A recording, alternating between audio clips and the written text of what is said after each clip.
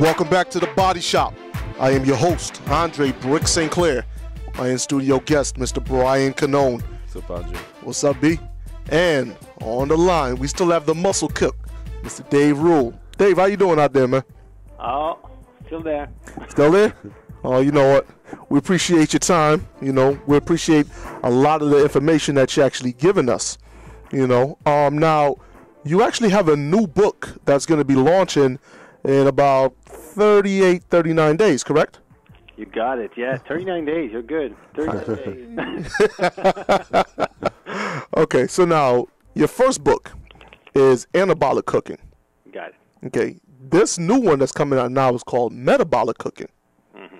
Okay, explain to our listeners who may not have the in-depth knowledge to know the difference between anabolic and metabolic. What's the difference between the two books? Well, other than the title, they are going to be different books in a way that Anabolic Cooking was really for bodybuilding and fitness. So to people who were already involved in fitness. So people who had, experience with food and already, experience with what it takes, how you should eat in order to get results, but were getting bored with boring food. Right. Metabolic Cooking now is going to be a cookbook, but as well as a meal plan solution for people who need to lose body fat and lose weight in general. So not only people who are involved in bodybuilding and fitness, but mostly like the general fitness community, the beginners, and just people who struggle basically with losing weight and sticking to a good diet plan.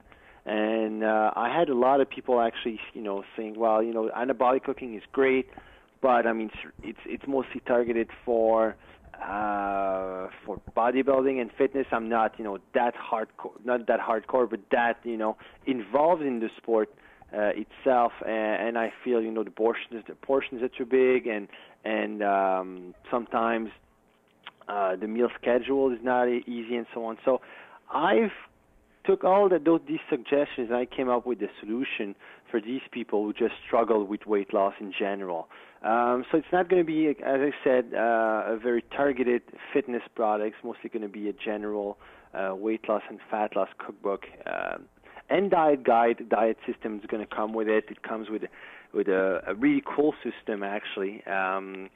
I call all the recipes have what I call a metabolic nutri profile. And so you can take that recipe and apply them to different at meals at different times of the day, basically. Mm-hmm. And it's a very easy concept and approach to use for people who have a hard time dieting and losing fat in general. So I can't wait. It's been a lot of work and coming out with the whole concept and system and something that will work. I had to test it as well on different people, right? And so it's going to be something that they can take and start getting in shape and lose body fat. So hopefully that's going to help a lot more people, and that's going to probably get a lot more people into bodybuilding and fitness as well, just because they're going to get in touch more with that lifestyle. Right. Now, something you said that I'm just going to reiterate because I believe it may have went over the heads of some of our listeners, was that when you came up with the Metabolic Cooking book, which is due out in about 39 days, that people were coming to you and saying, the first book is great, but the portions are too big, and I don't want to do this, and it's catered to this, and I can't eat at these specific times. What it seems like to me is that you actually listen to your public. They make a suggestion, and you actually try to cater it to them. So it would seem like this Metabolic Cooking book would actually be something that would benefit people from all walks of life. Exactly, and I mean that's what you have to do. I mean that's what I do for a living. So I have to listen to my customers. I mean they're the ones who put the bread on my table, I would say. So I need to listen to them, see what they need, and come up with a solution to help them. Because I got thousands of clients through Anabolic Cooking, and there's no way I can give these people personal one-on-one attention. Right. So I need to create systems and and various approaches that can be convenient for them to use and something that they can use easily on a daily basis. Anabolic cooking is awesome for someone who is already involved in the sport. For someone who is just beginning and probably struggling with losing weight, and that can be a bit intimidating, because you're dealing with muscular people or people that are already in shape that are using the book, and they're like, I'm not like that. I'm just, the average Joe who just wants to lose 10 pounds of body fat, but I can stick to a diet. Right. So that's where the metabolic cooking idea just came out, and I think that's a great complementary product to anabolic cooking, and people who don't want to get involved too much in bodybuilding and fitness. But that being said, I always recommend to have to be involved with some kind of physical activity, whether it's to sport or going to gym or running or whatever it is. I mean, you have to. God has given you a body to work with. You have to take care of it. It's like a car. I mean, if you don't take care of your car, next thing you know, it's going to break down. So, 100%, I agree with that statement wholeheartedly.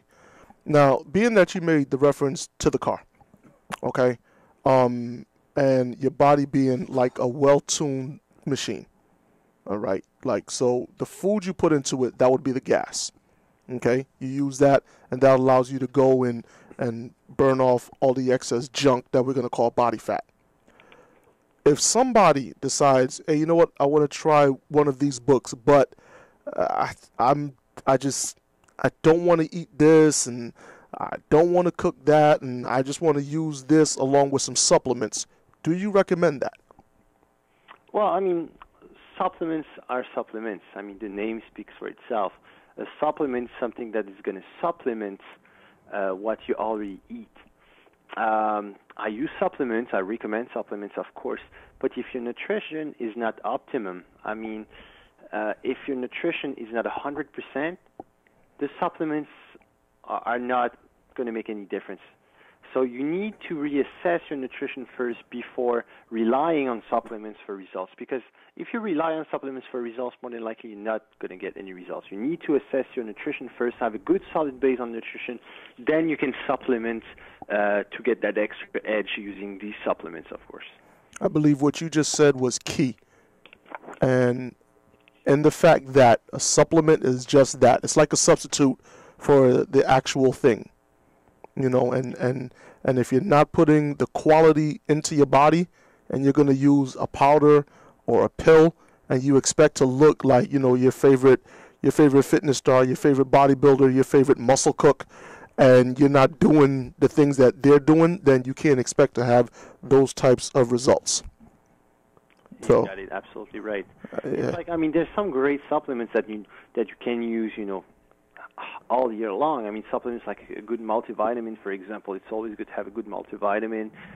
Fish oil, for example, it's always good to have fish oil. But again, those are just supplements, you know what I mean? If I eat, let's say, salmon for dinner, for example, I'm not going to have to supplement with fish oil. I'm already going to have plenty of good natural oils in that fish, in that salmon. So I don't need to supplement with more fish oil, you know what I'm saying? And a lot of people are making that mistake that they're already getting pretty much everything they need through their foods. And the supplement is just there as a supplementation. Exactly. So now, Dave, once again, tell them, or tell listeners what website they can go on to get the book.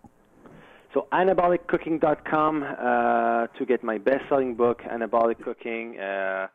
It's been ranked #1 online cookbook and complete nutrition guide for bodybuilding and fitness. So go check it out. More than 200 recipes on it. All kinds of goodies as well come in with it. So anaboliccooking.com to go check it out. And I got Metabolic Cooking that is going to be available on April 5th. On metaboliccooking.com. It's mostly for people who are looking, to lose body fat, who are looking for a simple and enjoyable approach to losing fat. So that's going to be April 5th, metabolicCooking.com. And you can actually check me out on my blog at themusclecook.com. Themusclecook.com. So that's my blog where I share, my nutrition tips, training tips as well, and all kinds of stuff in my daily life. So you can go check it out. Themusclecook.com. This is where you can interact with me on a daily basis. Okay, now, what happens if somebody is like, you know what, I want to talk to this guy, I want to get one-on-one coaching and some recipes that he may not put into the book. Is there a number where they can get in touch with you? Number? No, I actually stopped doing one-on-one coaching a while back. I only got a limited number of athletes that I'm following right now, and most of them are sponsored athletes. But other than that, I do personalized meal plans, but nothing, nothing like, I'm not following people for 12 or 16 weeks. I just do personalized nutrition and training programs, depending on for example, the equipment availability, the food allergies, and so on. So I do a complete personalized solution.